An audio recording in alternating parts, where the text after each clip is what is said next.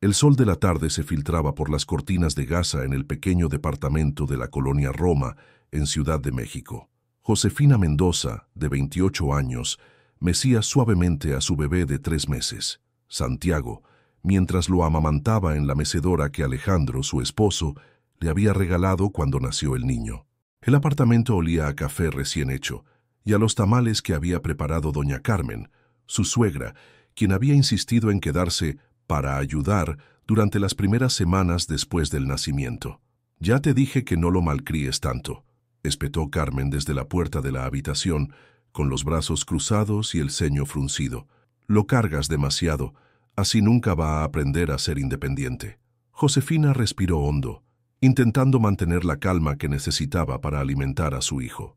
Las críticas constantes de Carmen se habían vuelto parte de la rutina diaria, como el llanto de Santiago a las 3 de la madrugada o las ojeras permanentes bajo sus ojos. «Carmen, por favor, estoy alimentándolo», respondió Josefina sin levantar la mirada. «Santiago apenas tiene 3 meses. En mis tiempos las cosas eran diferentes», continuó Carmen acercándose. «Yo crié a 3 hijos sin tantas complicaciones. Alejandro nunca fue tan llorón como Santiago». «Seguro es porque lo consientes demasiado». El comentario hizo que Josefina apretara la mandíbula. Siempre era lo mismo, comparaciones con cómo ella había criado a sus hijos, especialmente a Alejandro, el esposo de Josefina. Según Carmen, ella había sido la madre perfecta, y Josefina distaba mucho de alcanzar ese estándar. «Ya basta, Carmen», murmuró Josefina, tratando de no alterar a Santiago, quien succionaba tranquilamente. «Cada madre tiene su forma de criar, y esta es la mía». Carmen se acercó más, inclinándose sobre Josefina. «Mira, niña, no me faltes al respeto. Estoy aquí para ayudarte porque claramente no sabes lo que haces. Alejandro me pidió que viniera porque estaba preocupado. Era mentira.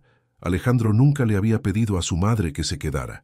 Carmen simplemente había llegado con sus maletas el día que trajeron a Santiago del hospital, anunciando que se quedaría unas semanas para enseñarle a Josefina cómo ser una buena madre. Esas semanas se habían convertido en 3 meses de infierno. «Estoy segura de que Alejandro aprecia tu ayuda», dijo Josefina, intentando ser diplomática. «Pero Santiago y yo estamos bien, de verdad». Carmen resopló con desdén. «¿Bien? El niño llora todas las noches, tú pareces un zombi, y la casa es un desastre. Si yo no estuviera aquí, si tú no estuvieras aquí, todo sería más tranquilo». Las palabras escaparon de la boca de Josefina antes de que pudiera detenerlas. El rostro de Carmen se transformó, su boca formando una línea delgada mientras sus ojos se entrecerraban. Fue como ver una tormenta formándose en el horizonte. «¿Cómo te atreves? Después de todo lo que he hecho por ustedes. Eres una malagradecida, igual que tu madre. Siempre supe que no eras suficiente para mi hijo». La mención de su madre, quien había fallecido hacía apenas un año, fue la gota que derramó el vaso. Josefina se levantó, sosteniendo a Santiago con cuidado. «No metas a mi madre en esto, Carmen. Por favor, déjame terminar de alimentar a mi hijo en paz». Lo que sucedió después ocurrió tan rápido que Josefina apenas tuvo tiempo de reaccionar. Carmen, en un arrebato de furia, la empujó con fuerza. Josefina trastabilló hacia atrás, aferrándose desesperadamente a Santiago mientras caía sobre la mecedora, que se volcó con un estruendo. Con un movimiento instintivo, Josefina giró su cuerpo para proteger al bebé, recibiendo el impacto en su espalda y hombro. El llanto de Santiago llenó la habitación, mezclándose con el grito ahogado de Josefina. «¡Santiago!», exclamó, verificando frenéticamente que su hijo estuviera bien. El bebé lloraba, asustado pero ileso. Carmen se quedó paralizada, con los ojos muy abiertos, como si no pudiera creer lo que acababa de hacer. «Yo no quise», balbuceó. La puerta principal se abrió en ese momento. Alejandro había llegado del trabajo antes de lo esperado. Al escuchar el llanto de Santiago y el ruido, corrió hacia la habitación. «¿Qué pasó?», preguntó alarmado, ayudando a Josefina a levantarse. «¿Están bien?». Josefina, temblando de rabia y miedo, miró directamente a Carmen antes de responder. «Tu madre me empujó mientras amamantaba a Santiago», dijo con voz quebrada. «Pudo haberlo lastimado». El rostro de Alejandro palideció mientras miraba incrédulo a su madre. «¿Mamá? ¿Es cierto eso?». Carmen, recuperando la compostura, negó con la cabeza. «Claro que no, hijo. Fue un accidente. Josefina perdió el equilibrio y yo intenté ayudarla.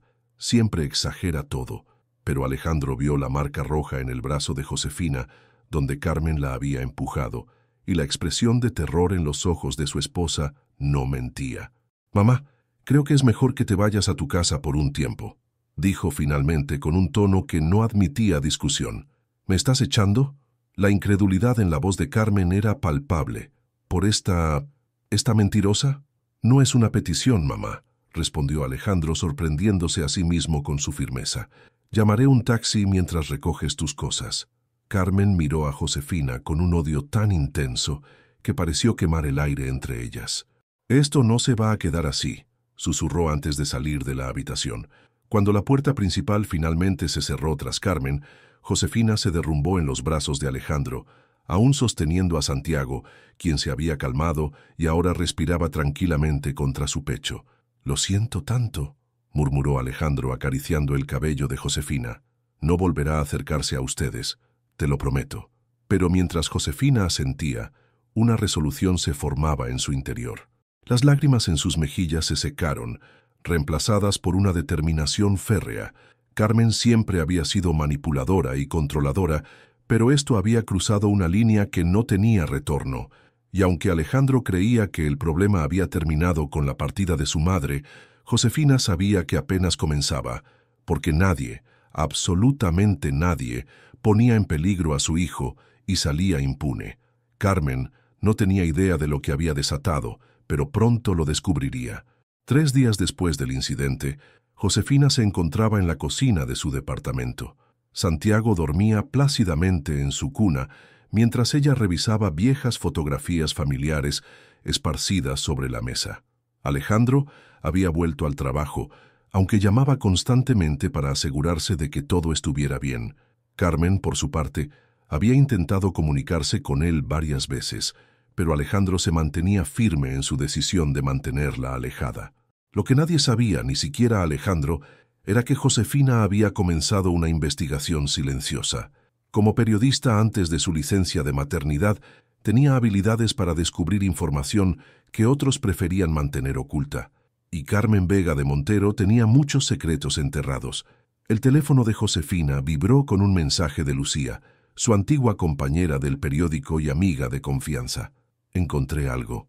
No vas a creer esto. ¿Podemos vernos hoy?» 2 horas más tarde, con Santiago en brazos, Josefina entraba en una pequeña cafetería en la colonia Condesa. El lugar olía a canela y café recién molido, con el suave murmullo de conversaciones y el tintineo de tazas como música de fondo. Lucía ya estaba allí, con una carpeta manila sobre la mesa y una expresión que mezclaba asombro y preocupación. «Gracias por venir tan rápido», dijo Josefina, sentándose frente a ella mientras acomodaba a Santiago en su portabebé. Lucía miró al bebé con ternura antes de volver su atención a Josefina. «¿Estás segura de que quieres seguir con esto?», preguntó en voz baja. «Lo que encontré podría cambiar todo».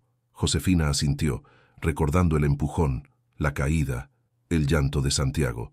«Estoy segura. ¿Qué descubriste?». Lucía deslizó la carpeta hacia ella. «Tu suegra no es quien dice ser», comenzó. Su apellido original no era Vega, sino Vargas. Se lo cambió hace más de 30 años, justo después de que dejara Monterrey de manera abrupta. Josefina abrió la carpeta y se encontró con recortes de periódicos antiguos y documentos oficiales. Uno de los titulares, amarillento por el tiempo, captó su atención. «Desaparece $500,000 de fundación benéfica. Principal sospechosa, Carmen Vargas, administradora». «¿Robó dinero de una fundación?», murmuró Josefina incrédula. «No solo eso», continuó Lucía. «La fundación ayudaba a niños huérfanos.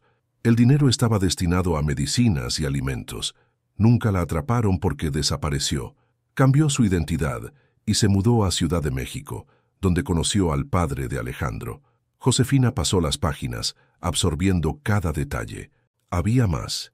Carmen había manipulado el testamento del padre de Alejandro cuando éste falleció, asegurándose de que la mayor parte de la herencia quedara a su nombre, en lugar de dividirse equitativamente entre ella y sus 3 hijos, como había sido la voluntad original. «¿Alejandro sabe algo de esto?», preguntó Lucía. Josefina negó con la cabeza. Carmen siempre ha controlado la narrativa familiar. Les hizo creer que su padre apenas dejó dinero para sobrevivir, que ella tuvo que sacrificarse para sacarlos adelante. Pero ahí estaba la evidencia.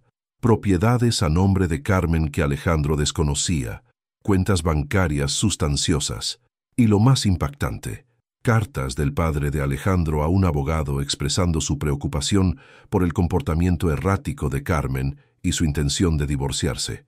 «Hay algo más», dijo Lucía señalando el último documento. «Esto es de hace apenas un año. Carmen ha estado vaciando sistemáticamente las cuentas que deberían haber sido para sus hijos. Según mis cálculos, ha desviado casi 2 millones de pesos que legítimamente pertenecían a Alejandro y sus hermanos». El corazón de Josefina latía con fuerza. No se trataba solo de venganza personal. Carmen había estado robando el futuro de su propio hijo, el padre de Santiago. «Necesito pruebas sólidas antes de mostrarle esto a Alejandro», dijo finalmente. «Documentos originales, testimonios, algo que Carmen no pueda negar». Lucía asintió.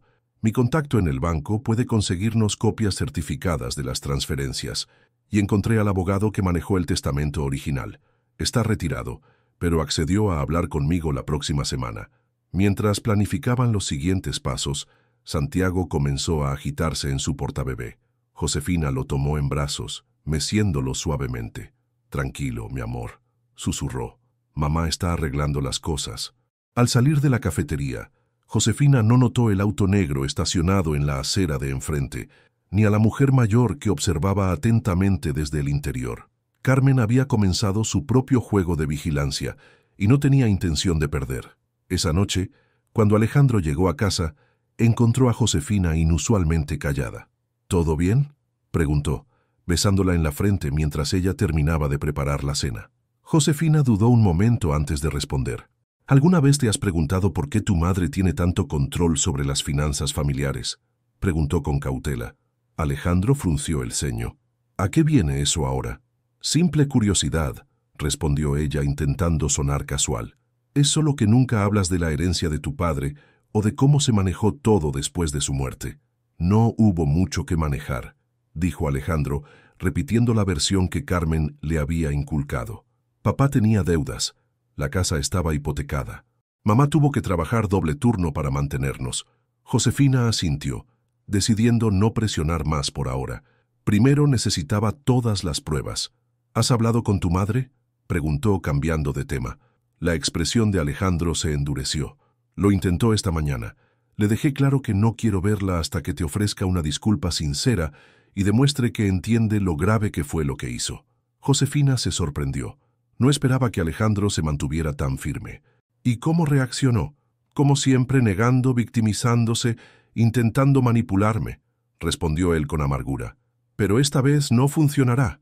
Ustedes son mi familia ahora. Tú y Santiago». Esa noche, mientras Alejandro dormía, Josefina recibió otro mensaje de Lucía. «Tenemos al contador que trabajaba para la fundación.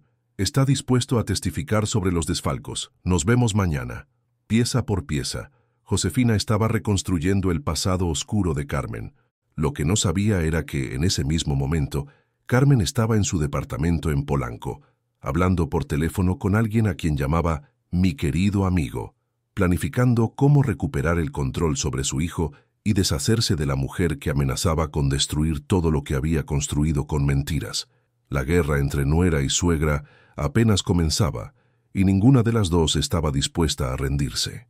Una semana después, la tensión se podía cortar con cuchillo en el elegante restaurante de Polanco, donde Carmen había insistido en encontrarse con Alejandro.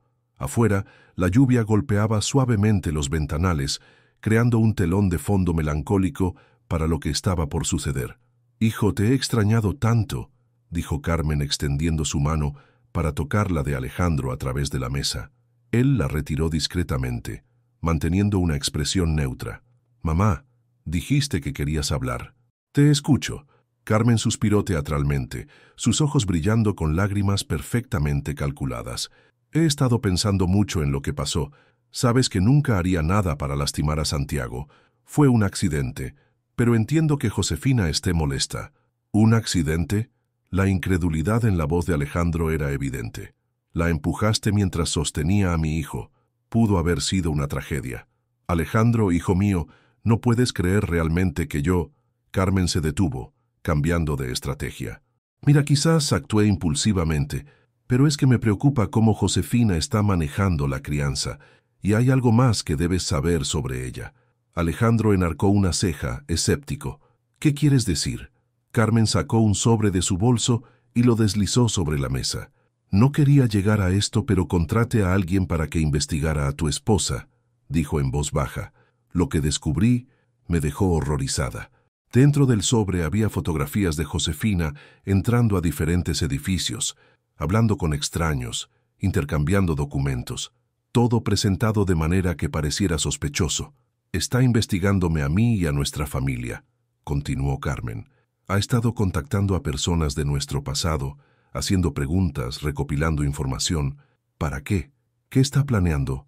Alejandro examinó las fotografías con el ceño fruncido. ¿Me estás diciendo que has estado espiando a mi esposa? Su voz era peligrosamente tranquila. Estoy protegiéndote, insistió Carmen. Siempre he sentido que hay algo extraño en ella, en cómo se acercó a ti tan rápido, cómo quedó embarazada apenas unos meses después de conocerte. ¿Nunca te has preguntado si hay algo más detrás de su interés en ti? Alejandro guardó silencio por un momento, procesando las palabras de su madre. Luego, lentamente, volvió a meter las fotografías en el sobre. «Mamá, esto tiene que parar», dijo finalmente. «Este nivel de paranoia y control no es normal. Nunca lo ha sido, pero he tardado demasiado tiempo en darme cuenta». ¿Paranoia? Estoy tratando de protegerte. Siempre lo he hecho, desde que eras un niño. Sin mí no tendrías nada de lo que tienes ahora. ¿De verdad? Alejandro sacó su propio sobre y lo colocó sobre la mesa, porque según estos documentos debería tener mucho más. El color abandonó el rostro de Carmen. ¿Qué es eso? Copias del testamento original de papá, el que tú ocultaste, respondió Alejandro, su voz temblando ligeramente. Resulta que Josefina no es la única que sabe investigar. Carmen intentó agarrar el sobre, pero Alejandro fue más rápido. Alejandro, no entiendes, comenzó ella, pero él la interrumpió. ¿No entiendo qué? ¿Que manipulaste el testamento? ¿Que has estado desviando fondos que nos pertenecían a mis hermanos y a mí? ¿O que antes de ser Carmen Vega eras Carmen Vargas, buscada en Monterrey por malversación de fondos? La fachada de Carmen se desmoronó por completo. Su rostro, generalmente compuesto y orgulloso, se contorsionó en una mezcla de ira y miedo. ¿Quién te dijo todo eso? Fue ella, ¿verdad? Esa mujer está destruyendo nuestra familia. Josefina solo encontró la verdad que tú has estado ocultando toda mi vida, respondió Alejandro, levantándose. Ya hablé con mis hermanos. Ellos tampoco sabían nada, pero ahora todos estamos al tanto. ¿Les contaste? La voz de Carmen era apenas un susurro horrorizado. Les mostré las pruebas. Roberto vendrá de Guadalajara mañana y María está volando desde Canadá. Vamos a tener una reunión familiar para decidir cómo proceder legalmente. Carmen se levantó tambaleante, aferrándose al borde de la mesa. «No puedes hacerme esto. Soy tu madre. Todo lo que hice fue por ustedes». «No, mamá. Lo hiciste por ti misma». Alejandro dejó dinero sobre la mesa para pagar la cuenta. «Y para que lo sepas, fue mi idea investigarte. Josefina solo me ayudó con sus contactos. Después de lo que le hiciste a ella y a mi hijo, empecé a cuestionarme todo sobre ti». Mientras Alejandro se alejaba, Carmen gritó tras él. «Volverás. Siempre vuelves a mí. Ella no puede darte lo que yo te he dado». Pero Alejandro ya no escuchaba. En su cabeza resonaban las palabras de Josefina esa mañana. A veces, el amor más difícil de reconocer como tóxico es el de los padres, porque nos enseñan que es incondicional y perfecto. Al salir del restaurante, la lluvia había cesado, dejando el aire limpio y fresco. Alejandro respiró profundamente, sintiendo un peso levantarse de sus hombros. Tenía mucho en qué pensar, muchas verdades que procesar, pero por primera vez en su vida sentía que podía ver claramente a través de la niebla de manipulaciones y mentiras que había sido su relación con su madre. Mientras tanto, en el restaurante, Carmen permanecía sentada, inmóvil, con la mirada perdida. Su teléfono sonó. Era su abogado. «Señora Montero, tenemos un problema». El banco ha congelado sus cuentas por orden judicial y acabo de recibir una notificación. Sus hijos han presentado una demanda formal contra usted por fraude y apropiación indebida de herencia. Las manos de Carmen comenzaron a temblar incontrolablemente mientras la realidad de su situación se asentaba. Su imperio de mentiras se estaba derrumbando y por primera vez en décadas sentía algo que creía haber olvidado: miedo. El sol de la mañana iluminaba la sala de juntas del bufete de abogados donde la familia Montero se había reunido. Alejandro, sus hermanos Roberto y María, y Josefina ocupaban un lado de la larga mesa de caoba. Al otro lado, Carmen y su abogado, un hombre de aspecto cansado que parecía saber que estaba del lado perdedor. El abogado de la familia, un hombre llamado Héctor Domínguez, desplegó varios documentos frente a ellos. Basado en la evidencia recopilada, hemos podido reconstruir el patrimonio original del señor Luis Montero al momento de su fallecimiento, explicó. Según el testamento auténtico que recuperamos, la intención era que la señora Carmen recibiera el 40% de los bienes y cada uno de los 3 hijos el 20% restante. Carmen mantenía la mirada fija en la mesa, rehusándose a hacer contacto visual con sus hijos. Sin embargo, continuó Héctor, nuestro análisis muestra que aproximadamente el 85% de los bienes fueron transferidos exclusivamente a nombre de la señora Carmen, dejando apenas un 5% para cada hijo. Roberto, el hermano mayor, golpeó la mesa con frustración. 20 años, mamá. 20 años nos hiciste creer que papá apenas nos había dejado nada, que tuviste que sacrificarte para darnos educación. Y mientras yo trabajaba 2 empleos para pagar mi universidad, añadió María con amargura, tú tenías millones en el banco. Carmen finalmente levantó la mirada, sus ojos reflejando no arrepentimiento, sino indignación. Todo lo que hice fue proteger ese dinero. Ustedes eran jóvenes y responsables. Si hubieran tenido acceso a esa fortuna, la habrían despilfarrado. No era tu decisión, respondió Alejandro con calma. Era nuestra herencia, nuestro derecho. El abogado de Carmen se aclaró la garganta. Mi cliente está dispuesta a llegar a un acuerdo. Propone una redistribución parcial de los bienes actuales, manteniendo para sí las propiedades en Polanco y Acapulco. Héctor negó con la cabeza. I'm afraid that won't be sufficient.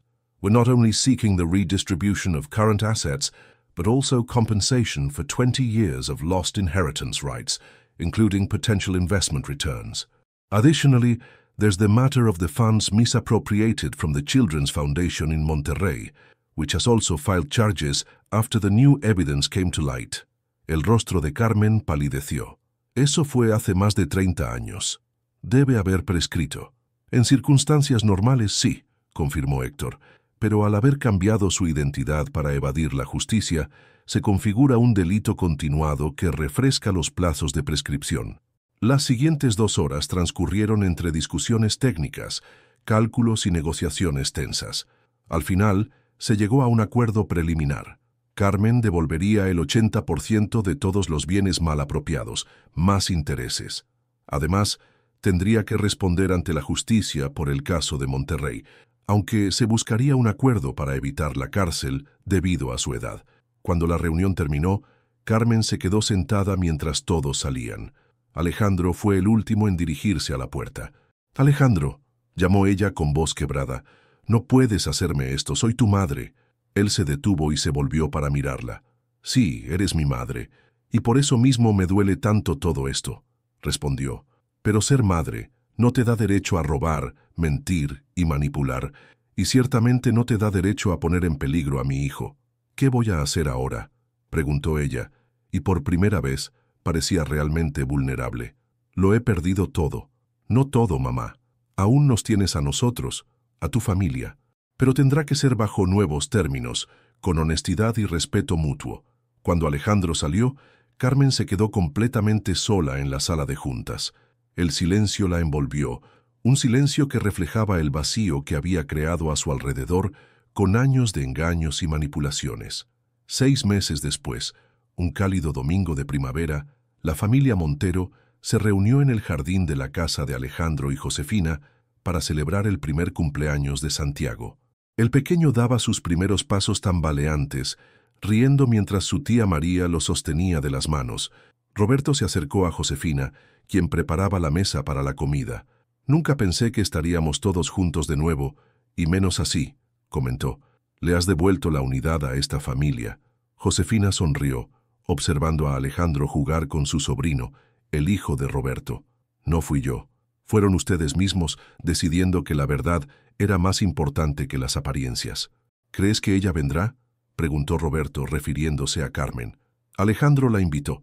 «La decisión es suya». El timbre sonó en ese momento. Alejandro fue a abrir, y minutos después regresó acompañado de Carmen.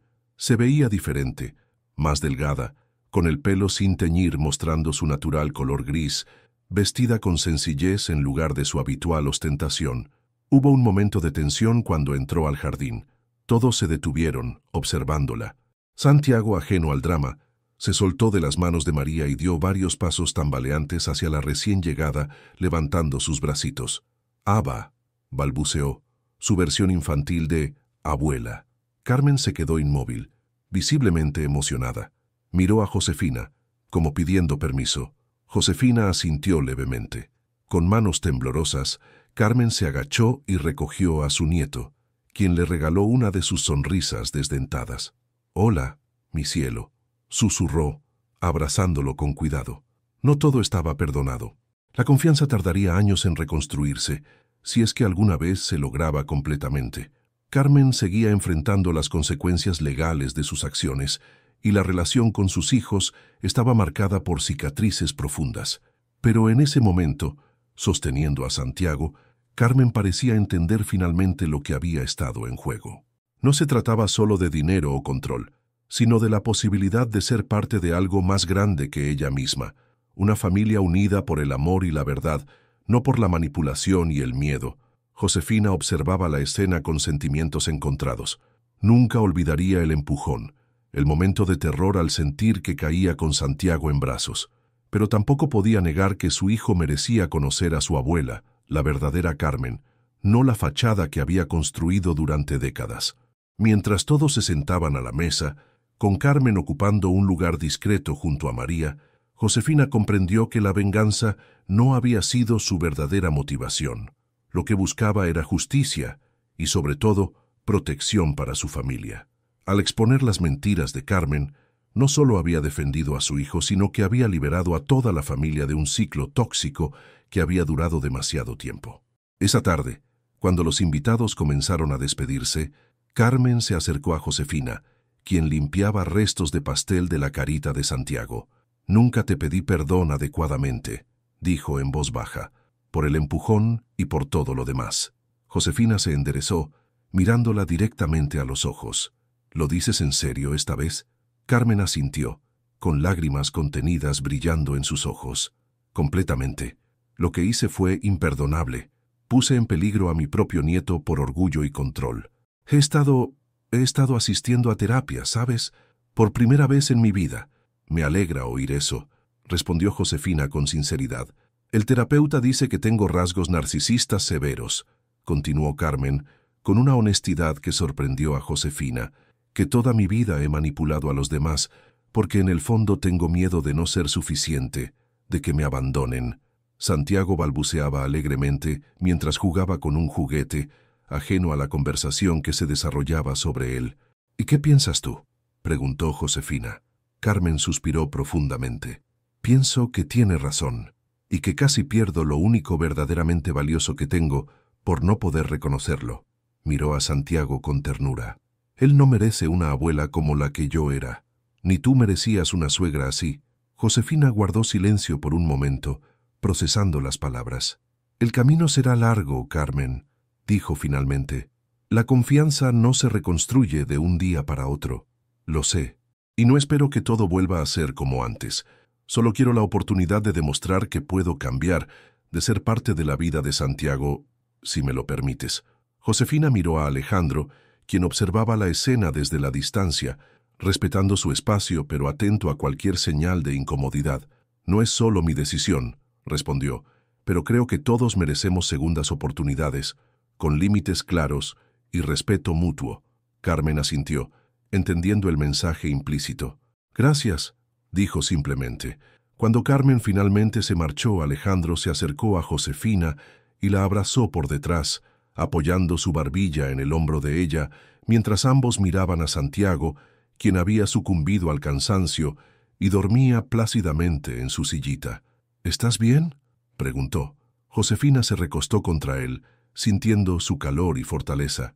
Sí, creo que por primera vez desde que todo esto comenzó, realmente lo estoy. ¿Crees que mi madre puede cambiar de verdad? Josefina reflexionó antes de responder. Creo que el primer paso para cambiar es reconocer que necesitas hacerlo, y parece que por fin lo ha entendido. Esa noche, mientras acostaban a Santiago en su cuna, Josefina pensó en el largo camino que habían recorrido, desde aquel terrible momento del empujón hasta este presente imperfecto pero esperanzador. La verdad había salido a la luz, dolorosa pero necesaria, y aunque las heridas tardarían en sanar completamente, al menos ya no estaban ocultas bajo capas de mentiras y manipulación. Carmen tendría que vivir con las consecuencias de sus acciones, y parte de eso significaba reconstruir desde cero las relaciones que había dañado, ya no desde una posición de poder y control, sino desde la humildad y el arrepentimiento genuino. Mientras tanto, Josefina y Alejandro habían fortalecido su propio vínculo, superando juntos una prueba que podría haber destruido matrimonios menos sólidos, y Santiago crecería en un ambiente de honestidad y amor, protegido por padres que habían demostrado que la verdad, por dolorosa que fuera, era siempre el mejor camino. Alejandro besó la frente de su hijo dormido y luego la de Josefina. «Te amo», susurró. «Gracias por no rendirte, por luchar por nuestra familia». «Siempre lo haré», respondió ella entrelazando sus dedos con los de él. «Siempre». Afuera, la Ciudad de México continuaba su ritmo incesante. Luces, sonidos, vidas entrelazadas en la inmensidad urbana. Y en un pequeño apartamento de la colonia Roma, una familia descansaba en paz, habiendo sobrevivido a la tormenta y emergido más fuerte, más unida y más sabia. Porque a veces, del dolor más intenso, surgen las lecciones más valiosas. Y del acto más terrible, como un empujón mientras se amamanta a un bebé, puede nacer la oportunidad de sanar heridas que llevan décadas abiertas. Josefina lo sabía ahora. No se trataba de venganza, sino de justicia, no de castigo, sino de redención. Y mientras observaba a su familia, comprendió que había conseguido algo mucho más valioso que cualquier victoria. Había roto un ciclo tóxico que podría haber continuado por generaciones. Y esa, quizás, era la mayor victoria de todas.